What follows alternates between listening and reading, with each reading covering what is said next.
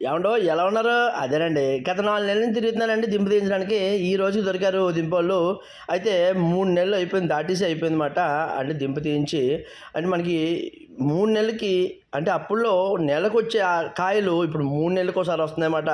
అంటే ఇదంతా ఓఎన్‌జీసీ ఉత్పత్తి వల్ల అంటే అక్కడ ఆళ్ళు తీసేసుకున్న లాలాజలాల వల్ల భూమిలో ఉన్న క్షారమంతా పోయి మనకి కొబ్బరికాయలు దిగుబడి అంతా కూడా తగ్గిపోయిందన్నమాట.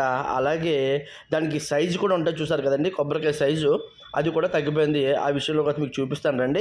అలాగే మన ఊర్లో రూ. 14, రూ. 15 ఎట్టు కొంటున్న కాయ అంటే దింపు తీసేవాడికి రూ. 2 మనకేమో రూ. 13 పడుతున్నట్టమాట. ఇదే కాయ పట్టణాల్లో కానీ సిటీల్లో కానీ వెళ్తేనండి సుమారు రూ. 40 నుంచి రూ. 50 అమ్ముతున్నారన్నమాట ఈ కొబ్బరికాయ. అయితే అంటే రైతులు మాత్రం బాగుపడట్లేదు తప్ప ఈ మధ్యలో వ్యాపారం చేసుకునే వాళ్ళు మాత్రం బాగానే ఉంటున్నారండి.